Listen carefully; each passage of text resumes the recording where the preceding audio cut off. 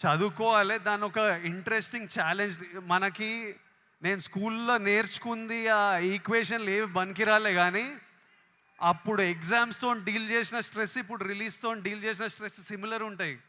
So, మీకు లైఫ్‌లో మీరు స్కూల్లో, కాలేజ్‌లో చాలా నేర్చుకునేటివి తర్వాత చాలా పనికొస్తాయి.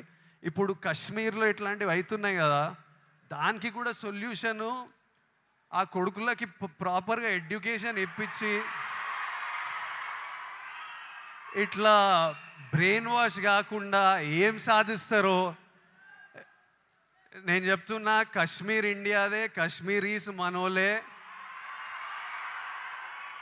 నేను 2 ఇయర్స్ బ్యాక్ 'ఖుషి' అప్పుడు కశ్మీర్‌లో షూట్ చేసిన. నాకు ఎంత మంచి మెమరీస్ ఉన్నాయో వాళ్ళతోని. ఈళ్ళు పాకిస్తానోళ్ళు వాళ్ళ మనుషులను చూసుకోలేక అక్కడ కరెంట్లు లేవు, నీళ్ళు లేవు, వచ్చి ఇక్కడ ఏం చేయాలని చూస్తున్నారో. ఇండియా పాకిస్తాన్ మీద అటాక్ చేయాల్సిన పనే లేదు. పాకిస్తాన్ వాళ్ళకే విరక్తొచ్చి వాళ్ళ గవర్నమెంట్ మీద అటాక్ చేస్తారు. ఇట్లనే కంటిన్యూ అయితే. అసలు 500 ఇయర్స్ బ్యాక్ ట్రైబల్స్ కొట్టుకున్నట్టు వీళ్ళు బుద్ధి లేకుండా, మినిమమ్ కామన్ సెన్స్ లేకుండా చేసే పనులు. మనము we should stand united as people, love each other.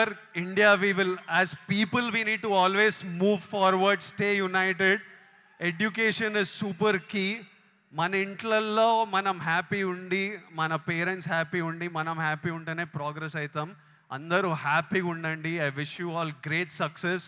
May 1st, Suryana is coming to theaters with Retro. I am watching it. I hope all of you watch and enjoy it.